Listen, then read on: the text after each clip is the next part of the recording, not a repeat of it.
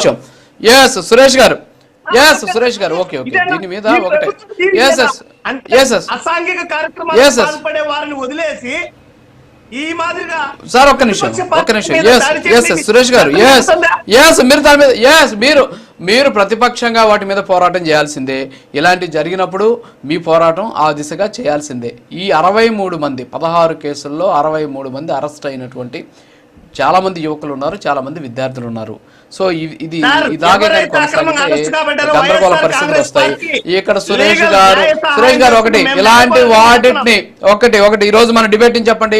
సురేష్ గారు మీరే చెప్పండి, ఇది మన విధానం కాదు. చెప్పండి సార్ మీరు ఇది పార్టీ సార్ మేకపోతు బలు కాదు. ఒక్క నిమిషం, మేకపోతు బలు కాదు. కత్తులు తీసుకొని రోడ్ల మీద వీరంగాలు చేయడం ఇది మన సంస్కృతి కాదు. ఇక నుంచైనా ఆపండి. కేసులు పెడుతున్నారు, అది తప్పుడు కేసులా? కాదు సార్ అది తప్పుడు. అదే మీరు చెప్పండి సార్, అది తప్పుడు కేసులా లేకపోతే ఒరిజినల్ కేసులా పక్కన పెట్టి ఎలాగైనా కేసులు పెడుతున్నారు కాబట్టి దయచేసి సార్ ఒకటి మీరు పిలుపునివ్వండి సార్ మీ పార్టీ కార్యకర్త నాయకులకు పిలుపివ్వండి సార్. జగన్మోహన్ రెడ్డి గారు అభిమానులకు పిలుపివ్వండి మీరు ఇక్కడ నుంచి ప్లీజ్. రాజు గారు ఒక విషయం చెప్తున్నా, మా సంస్కృతి అయితే మేము దానికి పిలుపునిస్తాం, మాది కాదు అన్నప్పుడు మేము ఎందుకు మాట్లాడతాం? ఆయన ఏ రోజు చెప్పలేదే, పవన్ కళ్యాణ్ గారు చెప్పలేదే, వాళ్ళకేం లేనటువంటిది మేమేమి చేయకుండానే మా మీద రుద్దితే మేము ఎందుకు చెప్పాలి? మీ మీద రుద్దట్లేదండి, మీ మీద మేము రుద్దట్లా.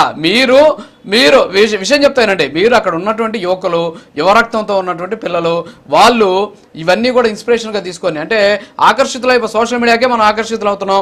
అలాంటిది ఒక పార్టీ మీరే ఇందాక చెప్పారు మన మస్తాన్ రావు గారు ఒక మాస్ లీడర్ ఆయన. మరి ఆ మాస్ లీడర్ చెప్పి ఆ పార్టీ చెప్పినటువంటి లేదు సైలెంట్ గా ఉన్నాం అనుకోండి, వైలెంట్ మనం ప్రోత్సహించేస్తాం. ఒకటి సార్ మౌనం అర్థాంగీకారం అవుతుంది. సో ఆ మౌనం వేడండి, కనీసం వద్దున ఆయన అలాంటి మాటలు మాట్లాడద్దు.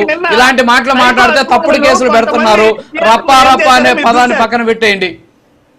సరే ఓకే సార్ నేను పిల్లల్ని కాపాడండి అని అడుగుతున్నా, మీ అభిమానులు మీరు కాపాడుకోండి అని చెప్తున్నా, అంతే. అంతకు మించి వస్తాం మళ్ళీ వస్తాం మీ దగ్గరికి.